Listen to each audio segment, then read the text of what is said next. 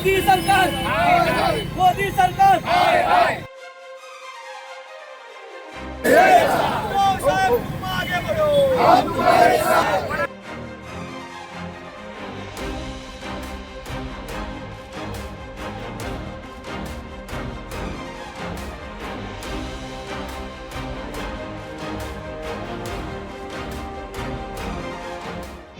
खरं तर पंतप्रधानांचा चेहरा हा आशेचा चेहरा असतो, पण आजकाल पंतप्रधान बोलायला आले की लोक घाबरतात की बाबा ह्यो आणि आमच्यावर काय नवीन लादणार आहे। इकडे मंत्री बघितलं तर बुलेटवरनं कोण फिरायला लागले, कोण चालत फिरतंय, कोण ई बाईक घेऊन फिरताय, कशाला हे जनतेसमोर ढोंग करताय, हिथं दाखवताय असं। आणि रोज विमानाने इकडं तिकडं मुख्यमंत्री शेती करायला विमानानं जातात, हेलिकॉप्टरनं उडतात, मग जनतेनं काय करायचं? म्हणजे यांच्या चैने आणि जनतेनं त्रास सोसायचा काय, जनतेनं झालमुली खायची काय, ही वेळ आता आली आहे। इकडं सांगतात सोने खरेदी करू नका, कार्यक्रमाला जाऊ नका, तुमचे मंत्री बघा आणि मग जनतेला सांगा, म्हणून हे आंदोलन होतं।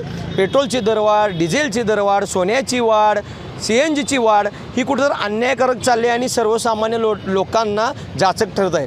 म्हणून हे शिवसेना कोल्हापूर शहरच्या वतीनं आंदोलन होतं। आंदोलनात आम्ही एक बैलजोडी आणली होती, इंधन वाचवायसाठी जे आता मॅसेज द्यायला लागलेत ना, त्याला एक विडंबनात्मक म्हणून बैलजोडी आणली होती आणि त्याच्यावर एक आम्ही काल्पनिक स्वरूपाचे पंतप्रधान केले होते की आमच्या जनतेला न्याय द्या पंतप्रधान साहेब, आजपर्यंत तुम्ही सगळी गाजरं दाखवली, पण आता गाजरं दाखवू नका, जनतेला न्याय द्या। हे खरं त्यामागचा उद्देश होता। तुम्ही अदानी अंदानीचे किशे भरायला लागलाय, जनतेकडे लक्ष द्या, नाहीतर या देशाची वाट लागेल। या आजचा आंदोलनाचा मुख्य होता।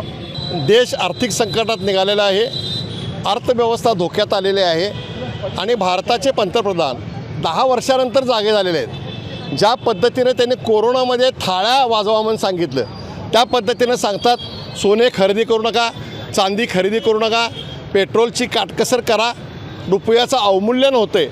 या सरकारला, या नरेंद्र मोदीचं हे केंद्र सरकार जबाबदार आहे।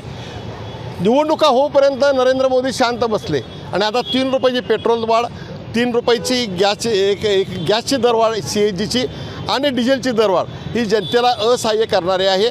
म्हणून या ठिकाणी आमचे असं मत आहे की भारताच्या अर्थव्यवस्थेला लागलेला जे ग्रहण आहे याची जबाबदारी स्वीकारून या देशाचे पंतप्रधान नरेंद्र मोदी यांनी राजीनामा द्यावा। मोदी सरकार मोदी सरकार